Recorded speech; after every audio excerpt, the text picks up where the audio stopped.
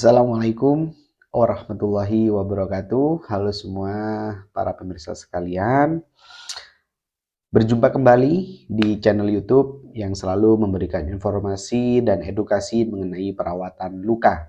Dan kembali lagi dengan saya Muhammad Subromulis ya. Semoga tidak bosan mendengarkan channel YouTube ini ya. Dan akhirnya nantinya semoga apa yang saya sampaikan dapat bermanfaat untuk para pemirsa sekalian. Oke.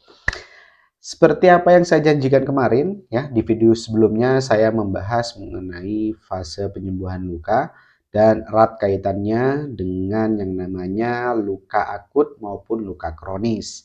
Maka dari itu, di kesempatan kali ini saya akan menjelaskan ya tentang luka akut dan juga luka kronis. Apa itu?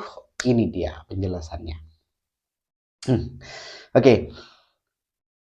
Jadi, para pemirsa sekalian, jadi luka itu dibagi menjadi dua ya. Ada luka akut, ada luka kronis. Jadi, untuk luka akut ini gampangnya adalah luka yang fase penyembuhannya sesuai dengan fase penyembuhan luka. Jadi, luka akut ini untuk proses penyembuhannya itu sesuai dengan tahapan-tahapan penyembuhan luka. Kemarin yang saya sampaikan itu ada apa? Ada fase inflamasi, ada fase proliferasi dan juga fase maturasi. Jadi waktunya itu sesuai dengan tahapan-tahapan penyembuhan luka. Itu luka akut. Oke. Contohnya apa? Contoh biasanya luka terkena sayatan ya kan. Terus luka akibat terjatuh ya, terus akibat luka bakar yang ringan itu biasanya masih bisa disebut dengan luka akut. Oke, itu dia tentang luka akut. Selanjutnya yaitu ada yang namanya luka kronis. Jadi, luka kronis ini adalah luka yang proses penyembuhannya tidak sesuai dengan fase penyembuhan luka. Nah, ini memang agak kompleks. Kenapa? Karena biasanya luka kronis ini dari fase penyembuhan lukanya itu akan lebih lama.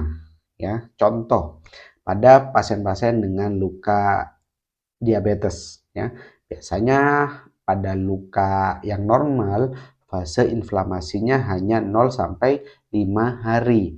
Tapi pada kasus-kasus luka diabetes ternyata sudah 3 minggu, 1 bulan, sampai berbulan-bulan biasanya itu masih berada di fase inflamasi peradangan ya. Karena kenapa? Karena biasanya bengkak, kemerahan, nyeri, panas, ya kan, dan area yang terkena luka diabetes ini susah digerakkan contohnya.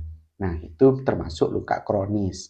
Dan ada contoh-contoh lagi yaitu contoh luka kanker, ya kan, luka bakar yang stadiumnya sampai 3 dan 4 ataupun stadium 2 ya, tapi luasnya sangat luas sekali ya, gitu. Sampai 30 sampai 40% contohnya. Itu adalah luka kronis. Nah, jadi untuk gampangnya sebenarnya adalah biasanya luka kronis ini adalah ada perpanjangan di mana fase inflamasinya itu terjadi perpanjangan. Nah, ini biasanya nanti hubungannya juga erat dengan apa? Dengan proses infeksi.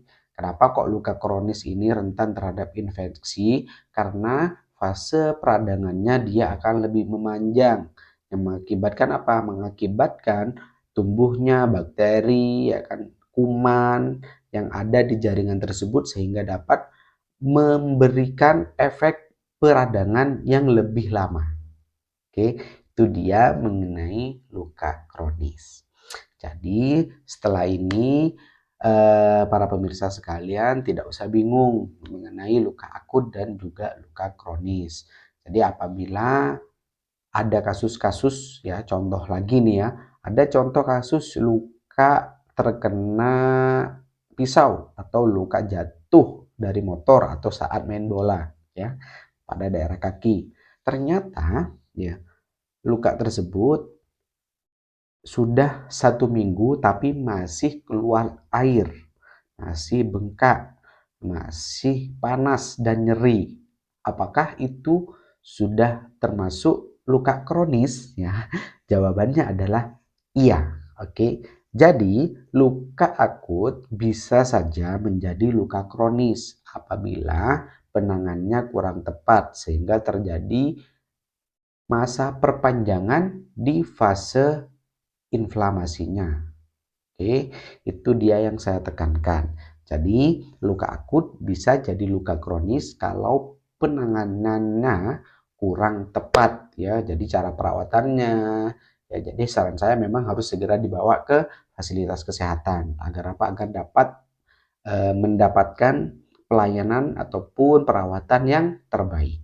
Oke, kalau bingung silakan boleh dibawa ke pedicure ya.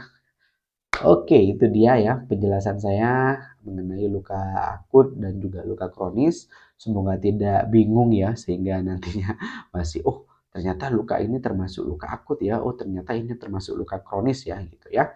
Intinya adalah apabila luka tersebut terjadi perpanjangan di fase inflamasinya ataupun radangnya itu maka disebut dengan luka kronis. Oke. Itu dia yang ingin saya sampaikan. Terima kasih. Semoga sedikit informasi ini dapat memberikan gambaran untuk para pemirsa sekalian dan juga rekan sejawat sekalian. Dan apabila ada yang ingin menanyakan perihal penanganan ataupun perawatan luka, boleh silakan nanti bisa ditulis di kolom komentar ya. Saya rasa rekan sejawat ataupun para pemirsa sekalian bisa saling interaksi akan lebih enak ya. Untuk apa? Untuk meningkatkan kualitas-kualitas dari channel YouTube ini. Oke, terima kasih. Saya Muhammad Sibromulis pamit undur diri. Mohon maaf apabila ada suatu hal yang kurang berkenan. Terima kasih sudah support di channel YouTube ini. Saya doakan semuanya diberikan kesehatan dan semuanya dalam lindungan Allah Subhanahu wa taala. Terima kasih. Akhirul kalam, wassalamualaikum warahmatullahi wabarakatuh. Sampai jumpa di video edukasi selanjutnya.